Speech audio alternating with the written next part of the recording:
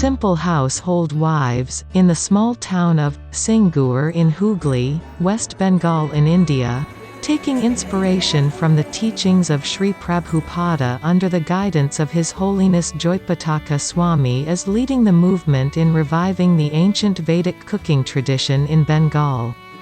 Trying to practice the teachings of Bhagavad Gita, the Hindu manual for living a proper human life.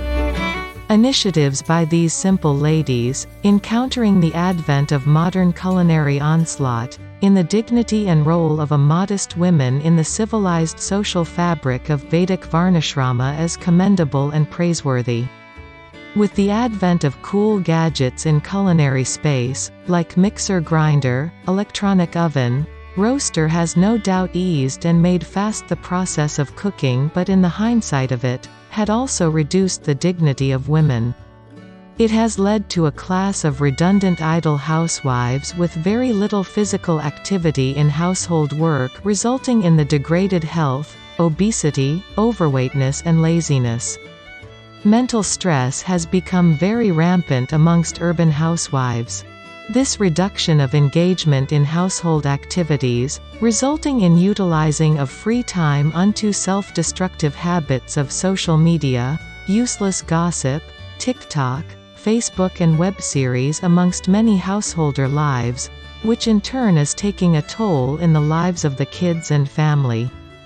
Till recently, it was quite a common sight, in a traditional Bengali household, to have a courtyard where the ladies would dry cereals and pulses, put various pickles under the sun. Ladies would use jute stem, also locally known as pot or sankapati, various wood and dried leaves to make fire for their chula. Also, the smoke generated out of such chula would make the area rid of harmful mosquitoes.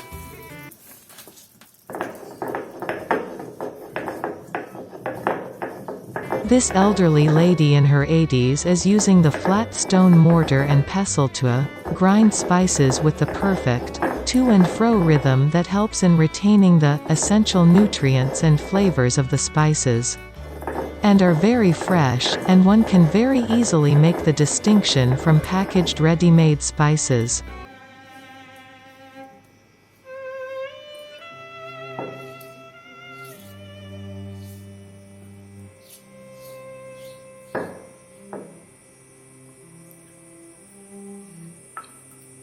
The excellent artistic movement of the hands, she is collecting every remnants from the mortar, highlighting the respect and honor to food. It is said that attention to detail is a sign of love, which in turn keeps the family tied up in the bond of mutual respect and love. Now we will hear from our expert, Saurav, who has over 12 years of research experience in the field of Vedic lifestyle and philosophy. Thank you, Carlin. So the elderly members of the family guide the younger ones in making the preparations. So next we are going to see how amra chutney is made. Amra, also known as hog plum or pondy mountain, is a very common preparation which are very frequently made in Bengali households. So first of all, put 4 to 5 spoons of mustard oil in the cooking pot and heat it up, and then add a 2 to 3 green chilies. After that, you can add the freshly cut hog plum and stir it for some time, and add some turmeric into it.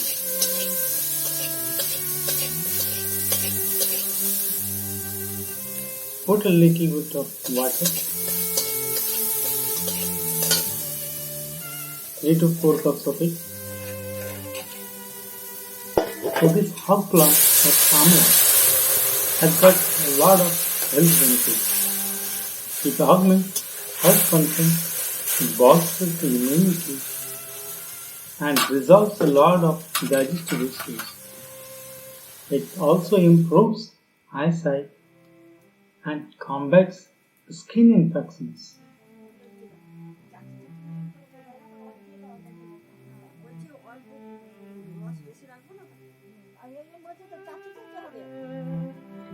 As the water boils, you can add according to your taste sugar, or you can also use jaggery. If you find white sugar unhealthy, you may add jaggery. That is very much beneficial and safe to use.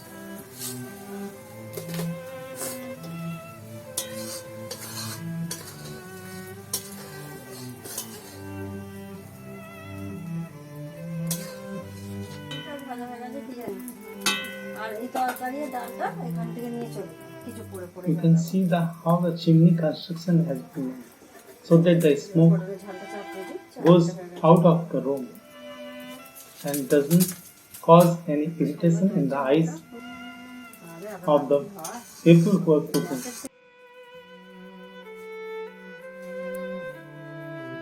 Now, as your chutney starts boiling in the cooking pot, you can stir it time to time so that it doesn't get stuck in the bottom. And you find it gets thickened a bit, then your amra chutney is ready. You can keep it down and pour it in a separate vessel. Now we are going to see how pat sak, also known as jute leaf, is cooked. Put some mustard oil and chili on it and heat it for some time, and then you can add the pat leaves or the jute leaves and stir it thoroughly.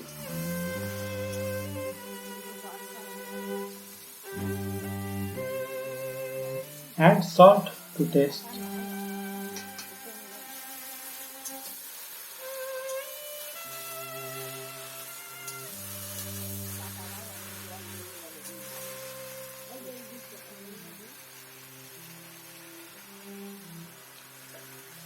As you can see, this is a very significant difference in the cooking style of Vedic tradition.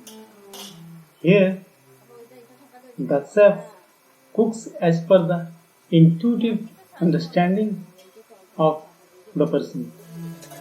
Things are not quite set and measured. As per the inspiration of the individual and the mood of the person, they add the ingredients as per their intuitive understanding and experience. Things are not set and quantified every time. So it's a very dynamic nature. That's why the taste varies time to time.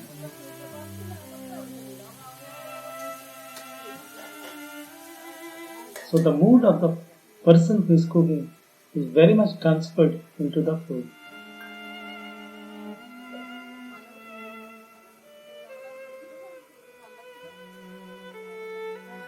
So it is not the ingredients that differentiates this cooking style. It's the spirit, mood and the culture that is a distinct characteristics of this cooking style. So a happy heart cooks better food and that tastes out of this world. So even if these cooking methods are very simple, but the love and devotion with which the cooking is made, that makes it transcendental. It contains vitamins that are very important as antioxidants. The presence of vitamin A, C and E in jute leaf helps increase the production of collagen which helps the skin to be firm and beautiful, and it regulates blood pressure. All the preparations are ready. They are very beautifully arranged on banana leaves or brass plates. As brass is considered to have beneficial effect on our body. Food is normally served on the floor, and are consumed by hand. Very specific sequence are followed while eating. In the beginning, normally the bitter meals are taken, like neem or Karela. Towards the end, chutneys and sweets are taken. This methodical intake of meals are very easy to digest for the body and are very nourishing. Thank you for being with us. If you liked the video, please don't forget to like, share, and subscribe to our channel. See you all in our next video. Till then, goodbye.